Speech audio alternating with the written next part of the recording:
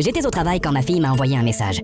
Papa, on a une prof stagiaire et elle croit pas que les allergies aux cacahuètes existent. Papa, elle est en train de verser de la poudre de cacahuètes partout sur mon bureau. S'il te plaît, aide-moi. Je suis en salle 88. Elle prend nos téléphones. J'ai couru jusqu'à ma voiture et j'ai accéléré à fond. Dans ma tête, tout ce que son allergologue m'avait dit tournait en boucle. Elle avait seulement 6 minutes avant que ses organes lâchent. L'école était à 4 minutes. J'ai appelé le 911 en roulant à toute vitesse.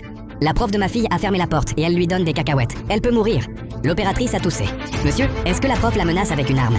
Elle est en train de l'empoisonner. J'envoie une unité, mais ça ressemble à une urgence médicale. Je vais vous transférer vers... J'ai raccroché et j'ai gardé les yeux sur la route, en comptant les secondes qu'il me restait pour la sauver. Quand je suis enfin arrivé à l'école, j'ai freiné sec sur le parking et j'ai couru en passant devant l'accueil.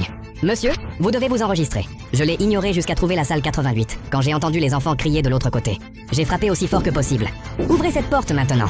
La voix de la stagiaire a répondu. On est en plein cours. Ces enfants doivent apprendre que les allergies, c'est dans la tête. Mais sous les cris, j'entendais ma fille.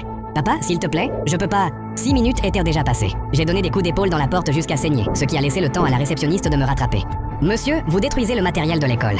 Ma fille est en train de mourir derrière cette porte, et vous vous inquiétez pour une porte? Elle n'a pas bougé, alors j'ai arraché l'extincteur du mur. Les profs regardèrent dans le couloir pendant que je frappais jusqu'à ce que la poignée casse. J'ai défoncé la porte. Par terre, j'ai vu ma fille. La stagiaire était debout au-dessus d'elle, toujours avec ce sachet de cacahuètes.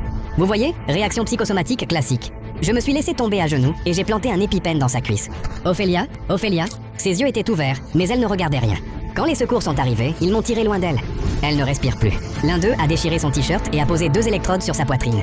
Écartez-vous. Son corps a sursauté. Ligne plate. Le secouriste a regardé l'autre et a lentement secoué la tête. Encore une fois. Écartez-vous. Son doigt a bougé contre le sol. Elle a repris une inspiration tellement forte que toute la pièce l'a entendue. Et pendant que les policiers attrapèrent la stagiaire par derrière, Ophélia a attrapé mon t-shirt avec ses 2 poings et a murmuré « Papa, t'es venu ?» Elle ne m'a pas lâché.